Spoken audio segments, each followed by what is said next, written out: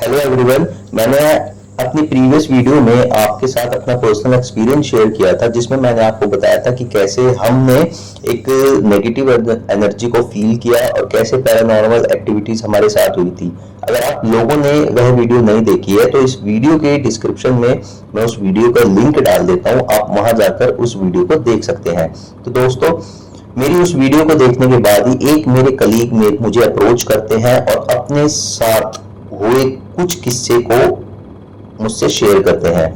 तो चलिए मैं आपको बताता हूँ, वीडियो को स्टार्ट करते हैं। तो दोस्तों, सबसे पहले मैं आपको बता दूं कि जो मेरे कलीग हैं उनकी एज अब तो लगभग 35-36 के अराउंड है, लेकिन जब उनके साथ ये किस्सा हुआ था, ये इंसिडेंट हुआ था, तब उनकी एज 16 और 17 ईयर्स के अराउंड थी और उनकी काफी कम उम्र थी। तो दोस्तों, वीडियो शुरू करने से पहले मैं आपसे एक सवाल पूछना चाहता हूं कि क्या आप पीर की नॉलेज है आपको? मतलब पीर कौन होते हैं आपके अकॉर्डिंग? पीर किसे कहा जाता है? तो जल्दी से कमेंट करके आप मुझे बताइए कि पीर कौन होते हैं। तो दोस्तों, मेरे अकॉर्डिंग पीर एक देवी देवता के समान होते हैं जिनको पूजा जाता है, एक संत की तरह होते हैं। वो ज्ञानी लोग भी कह सकते हैं हम इस्लाम में, जो इस्लाम को फॉलो करते हैं। और इनकी दरगाह मजार भी बनाई जाती है पूजने के लिए, और मतलब एक तरीके से ये अल्लाह का रास्ता दिखाते थे। तो मेरे अकॉर्डिंग तो पीर को ये कहते हैं। आप क्या कहते हैं, आप क्या मानते हैं, आप कमेंट करके बता सकते हैं। तो दोस्तों, आज की वीडियो जो है वह इसी से रिलेटेड है, इसी किस्से से रिलेटेड है। तो जल्दी से मैं वीडियो को स्टार्ट करता हूं। तो जो मेरा कलीग है, गगन उनका नाम है, वह एक रेंटेड प्रॉपर्टी में रहते थे पहले। मतलब आज से 16-17 साल पहले वह रेंटेड प्रॉपर्टी में रहते थे। अब तो अच्छा खासा वेल सेटल्ड है और अपना मकान है, अपना घर है, मतलब कोठी कह सकते हैं आप, बंगला टाइप है अब तो। और काफी अच्छा मतलब उनकी सोर्स ऑफ इनकम है। तो उस टाइम पे वह किराए पे रहते थे अपने माता पिता और छोटे भाई के साथ। तो दोस्तों, जो ओनर था उस टाइम पे कहीं और रहता था, मतलब उनके साथ नहीं रहता था, कहीं और रहता था। तो दोस्तों, सबसे पहले मैं आपको एक सजेशन दूंगा यहाँ कि जब भी आप कोई नया मकान खरीदते हैं या आप किराए पर लेते हैं, तो उस मकान की, उस घर की एक प्रॉपर जनरल सी इंक्वायरी कर लेना बहुत ज्यादा उचित रहेगा। क्योंकि जैसे कि मैं आपको बता दूं कि अगर जो मेरा कलीग है, अगर उस टाइम पे उनके जो पिताजी हैं वह एक इंक्वायरी कर लेते, नेबर से पूछ लेते, या कुछ मतलब अपने हिसाब से प्रॉपर पूछताछ करके ही मकान लेते, तो शायद उनके साथ ये घटना नहीं होती। तो दोस्तों, मैं आपको बता दूं कि आपको मकान लेने से पहले थोड़ी सी पूछताछ आपके लिए करना जरूरी होता है। तो दोस्तों, जब वह इस घर में रहना शुरू करते हैं तो उनके फैमिली मेंबर्स के बीच में थोड़ी बहुत जैसे झगड़ा झुगड़ा स्टार्ट हो जाते हैं। तो ये धीरे धीरे झगड़े जो है बढ़ने लगते हैं। और मैं आपको बता दूं, इसमें माता पिताजी दोनों इनके काम करते हैं, प्राइवेट जॉब करते हैं। बच्चे दोनों स्कूल जाते हैं, स्कूल से बच्चे आते हैं, कुछ समय अपने साथ ही बिताते हैं। जब तक माता पिता नहीं आते, अकेले ही रहते हैं, ये एक दूसरे के साथ ही रहते हैं। जब माता पिताजी आ जाते हैं 7-8 बजे, तब समझो उनके साथ रहते हैं। तो दोस्तों, माता पिताजी का कहना ये था, मतलब गगन जी ने मुझे ये कहा कि उनका जो शेड्यूल था, रेगुलर जो शेड्यूल था, वो इस तरीके से था कि उनके पास टाइम ही नहीं था पूजा वगैरह या कुछ अलग से चीजें करने का टाइम ही नहीं था। सुबह जाना 8 बजे, रात को आना 7 बजे, यही डेली रूटीन था। तो दोस्तों, और बच्चों का भी मन पूजा में नहीं लगता है। आपने भी देखा होगा कि बच्चे ज्यादा खेल कूद में रहते हैं और पूजा वूजा नहीं करते हैं। तो मैं आपको यहाँ पे यही सलाह दूंगा कि आपको पूजा करना बहुत जरूरी है, क्योंकि पूजा करने से आपको एक मेंटल पीस मिलेगा और आपके अंदर एक पॉजिटिव ऊर्जा, एक पॉजिटिव एनर्जी सी आपके अंदर बनी रहेगी। तो दोस्तों, जब तो उनके डेली रूटीन में क्या होता है कि वह सुबह जाते हैं, रात को आते हैं और पूजा वूजा नहीं करते हैं, और उनके बीच के झगड़े भी बढ़ने शुरू हो जाते हैं। तो उन दिनों क्या होता है कि गगन को रात में नींद में चलने की आदत हो जाती है। मतलब गगन जो कि पहले बिल्कुल ठीक था, पहले कभी उसने ऐसा नहीं किया, अब वह नींद में चलना शुरू हो जाता है। तो एक दिन क्या होता है कि गगन नींद में उठ कर आता है और जैसे ही अपनी माँ के कमरे की तरफ आता है तो आवाज होने से उनकी माँ उठ जाती है और उठ के आवाज लगा के पूछती है कि गगन क्या हुआ, तू इतनी रात को क्या लेने आया है। तो गगन कोई जवाब नहीं देता है। तो इतने में उनकी माँ उठ के गगन के पास जाती है और हाथ लगा के पूछती है कि क्या हुआ। तो गगन फिर भी जवाब नहीं देता है और उनकी तरफ देख के पलट के अपने कमरे की तरफ जाके सो जाता है। तो दोस्तों जब ये पहली बार हुआ था तब इन लोगों ने ध्यान नहीं दिया था, तब इग्नोर कर दिया था कि ठीक है हो गया होगा कोई बात नहीं। लेकिन अब ये चीज फ्रिक्वेंटली होने लगती है। हर दूसरे तीसरे दिन गगन नींद में चलना स्टार्ट कर देता है। अब इनको चिंता होने लग गई है क्योंकि कभी गगन किचन में मिलता है, कभी गगन ड्राइंग रूम में मिलता है, मतलब अलग अलग जगह मिलता है, कभी बालकनी में मिलता है अपने छोटे भाई को। तो इस तरीके से अब गगन का नींद में चलना स्टार्ट हो गया है। तो अब इनके जो आपसी झगड़े थे वह भी काफी बढ़ चुके हैं। माता पिता में काफी झगड़ा होता है। बच्चों का झगड़ा तो इग्नोर कर देते हैं, ठीक है खेल कूद में झगड़ा हो ही जाता है, फिर बात करने लग जाते हैं। तो अब इनमें काफी चिंता होने लग गई है। तो अब ये लोग क्या करते हैं, गगन को अपने साथ सुलाना स्टार्ट करते हैं। तो जहां माता पिता सोते हैं वहीं पे गगन उनके साथ सोता है। तो एक दिन क्या होता है, गगन फिर से नींद में उठ के जैसे ही चलता है गेट तक पहुंचता है। तो गेट पे आवाज होने की वजह से पिताजी भी उठ जाते हैं और गगन से पूछते हैं गगन क्या हुआ। गगन लेकिन कोई जवाब नहीं देता है। तो जैसे ही पिताजी बेड से उठ के गगन को पकड़ के वापसी बेड की तरफ लाते हैं तो गगन चिल्ला के उनको मारना शुरू कर देता है, मतलब उनके साथ हाथापाई करना शुरू कर देता है। तो यह सब देख के माँ भी उठ के एकदम जैसे गगन को रोकती है तो गगन उनके साथ भी मार पिटाई शुरू कर देता है और चिल्ला चिल्ला के उनको मारना शुरू कर देता है।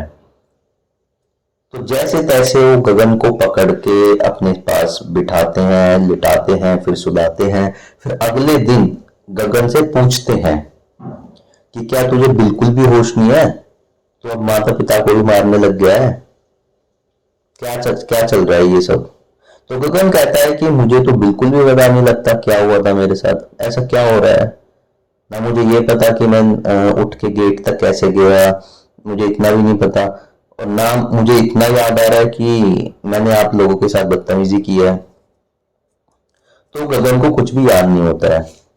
अब माता पिता की चिंता ना और बढ़ जाती है कि मेरे बेटे के साथ क्या हो रहा है, हमारे बेटे के साथ ऐसा क्या हो रहा है ये सब। अब इसकी हरकतें और बढ़ती जा रही हैं धीरे धीरे। तो दोस्तों इतने में मैं आपको बता दूं कि गगन का स्कूल खत्म हो जाता है क्योंकि वो ऑलरेडी 12th स्टैंडर्ड में होता है। तो उसके मार्क्स भी काफी कम आते हैं। पहले वो पढ़ाई लिखाई में बहुत अच्छा था लेकिन अब उसके मार्क्स भी कम आते हैं और वो पढ़ाई लिखाई तो बिल्कुल भी नहीं करता है और ना ही उसका किसी कॉलेज वॉलेज में एडमिशन होता है और ना ही वह कुछ लाइफ में कर रहा होता है। वो बस अपने साथ ही मतलब कमरे में अकेला रहता है और या तो सोता रहता है या उससे बात करो या कुछ उससे समझाने की कोशिश करो तो गुस्सा करता है और मार पिटाई भी कर देता है। तो इन सब चीजों की वजह से जो माता पिता है बड़े चिंतित तो रहते हैं, मतलब बड़ी टेंशन में रहते हैं कि इसका क्या होगा। और मैं आपको यहाँ बता दूं कि जो गगन पहले काफी हेल्दी हुआ करता था, काफी मतलब हट्टा कट्टा हुआ करता था, अब वह पतला होता जा रहा है, अब वह सूखता जा रहा है और उसके आंखों के नीचे जो डार्क सर्कल्स भी आने स्टार्ट हो जाते हैं। जैसे नींद पूरी नहीं करता हो लेकिन वह दिन में भी सोता है, रात को भी सोता है, नींद वो पूरी ले रहा है और खाना भी वह पूरा ही खाता है, मतलब अच्छी डाइट लेता है। जो सबको मिलता है खाने को वही मिलता है। वो भी वो मतलब अच्छी डाइट लेता है। देख के कोई कह नहीं सकता कि इतना खाने वाला बंदा इतना पतला होगा या इतना कमजोर होगा। तो मतलब उनकी घर की जो सिचुएशन है वो कुछ भी ठीक नहीं होती है। तो एक सुबह जो जैसे उसके पिताजी मॉर्निंग वॉक के लिए जाते थे, रेगुलर तो नहीं जाते थे लेकिन हाँ कभी कभार चले जाते थे, तो उनको मॉर्निंग वॉक में करते हुए पार्क में उनका जो नेबर है जो उनके सामने ही रहते हैं वह मिलते हैं और सुबह की ऐसी नमस्कार हाय हेलो करते हैं।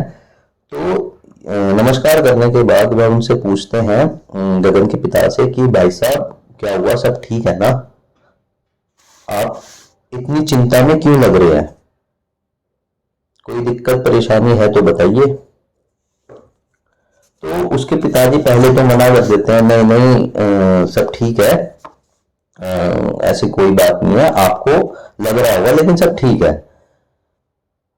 तो उनके जो नेबर है जिनका नाम नवीन होता है, नवीन जी, तो नवीन जी कहते हैं कि चलो कल संडे है, कल आराम से बैठ के बात करते हैं, आप भी चाय पे आइए, आप इतने काफी टाइम से हमारे मतलब सामने ही रहते हैं लेकिन हमारा कभी आना जाना हुआ नहीं, और भाभी जी को भी लेके आना, कल साथ बैठ के शाम की चाय एक साथ पीते हैं। तो ये सुन के गगन के पिताजी भी हाँ कह देते हैं कि चलो ठीक है संडे है, बैठते हैं। फिर नेक्स्ट डे जब गगन के पिताजी और माताजी जाते हैं और उनके साथ चाय पे बैठते हैं, चाय पे बैठने के बाद काफी कुछ बातें होती हैं, इधर उधर की भी होती है, काफी कुछ होता है। तो बातों ही बातों में गगन के पिताजी जो उनके नेबर है नवीन जी से अपनी जो परेशानी है वो शेयर कर देते हैं कि यार इस घर में जब से मैं आया हूं ना काफी दिक्कतें लग रही हैं, ना तो हम हमारे बीच भी मतलब वो जो पहले जैसा प्यार था वो बना हुआ है, काफी झगड़े होते हैं, और बच्चे भी मतलब ना तो पढ़ते हैं ना कुछ करते हैं, और जो मेरा बड़ा बेटा है गगन, वह भी उसकी भी हरकतें कुछ दिन पे दिन अजीब होती जा रही हैं। पहले पढ़ाई में भी ठीक था, अब यहाँ तो वो पढ़ता भी नहीं है, और रात को भी मतलब उसकी जो हरकतें हैं वह इस तरह हो गई हैं कि नींद में चलने लग जाता है, और उसको कुछ बोलो तो मारता पीटता है, और मुझे तो समझ नहीं आ रहा है हमारे साथ क्या हो रहा है। तो यह बातें सुन के नवीन जी और उनकी जो वाइफ है वो भी काफी हैरान होती हैं, और वह उनको एक और बात बताती है कि आपसे पहले यहाँ इस घर में एक कपल रहता था जो न्यूली मैरिड था, और उनके बीच भी काफी झगड़े होते थे, उनके बीच तो इतने झगड़े होते थे कि कभी कभी तो पुलिस भी आ जाती थी, और काफी मतलब पूरे जो गली के जो मोहल्ले के जो लोग थे वह भी इकट्ठे हो जाते थे, उनके झगड़े इतने होते थे। तो कुछ टाइम वो रहे का फिर वह इस घर को छोड़ के चले गए। तो मैं तो आपको यह सलाह देता हूं कि आप लोगों को एक हवन पूजा करा लेनी चाहिए घर की सुख शांति के लिए।